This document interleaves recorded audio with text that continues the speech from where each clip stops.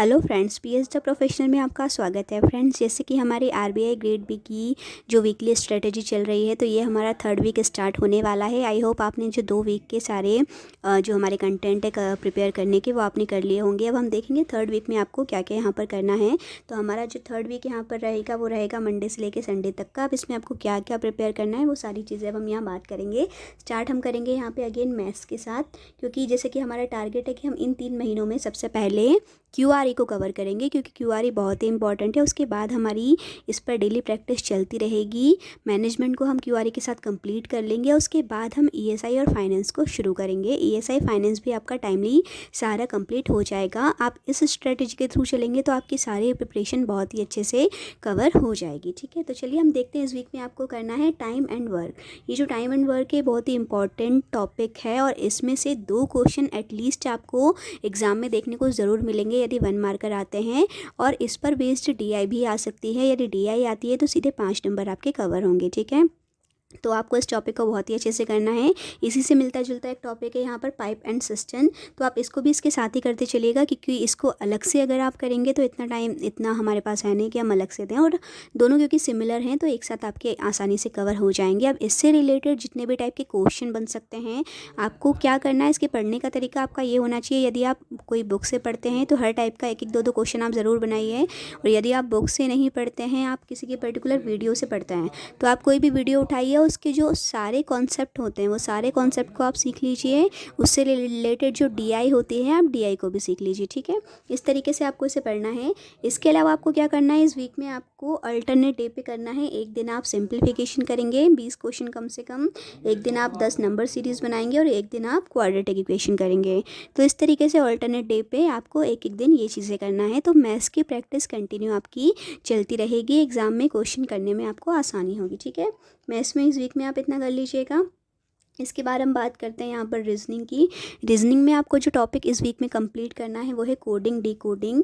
Coding decoding के अलग अलग पैटर्न होते हैं, जितने भी पैटर्न हो सकते हैं बेसिक से लेके एडवांस लेवल तक के, आपको सबकी प्रैक्टिस इस वीक में कर लेनी है। इसके सारे बेसिक्स सीखने के बाद, क्योंकि बाद में सिर्फ हम मॉक टेस्ट लगाएंगे। मॉक टेस्ट जब हम लगाएंगे तो हर टाइप का क्वेश्चन आपका किया हुआ होना चाहिए, ताकि आप उस टाइम क्वेश्चन को ईजिली कर सकें। ठीक है, ये लगाने के बाद आपको क्या टारगेट रखना है कि डेली 1 से 2 पजल आपकी होनी चाहिए।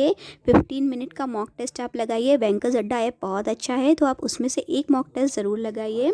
इसके अलावा अगर आपको बैंकर्स अड्डा ना पसंद हो, कोई और ऐप आपको लगे जो अच्छा है, तो आप उसमें से बना लीजिए। मेन आपका टॉपिक इस वीक में रहना चाहिए कोडिंग डिकोडिंग का, और एडिशनली पजल और बाकी चीज़ें जो आप करना चाहें वो आप कर सकते हैं। ठीक है, ये आपको रीजनिंग में इस वीक में कर लेना है। इसके बाद हम बात करते हैं यहाँ पर इंग्लिश की। इंग्लिश में देखो हम पार्ट ऑफ स्पीच कर रहे हैं। मैंने यहाँ पर जो टॉपिक रखा है, जैसे प्रोनाउन, आपको सुनने में लगेगा हाँ प्रोनाउन है बहुत आसान है, बट नहीं, इससे रिलेटेड जो रूल्स होते हैं वो बहुत इंपॉर्टेंट होते हैं, जिससे रिलेटेड क्वेश्चन फिर एग्जाम में बनते हैं।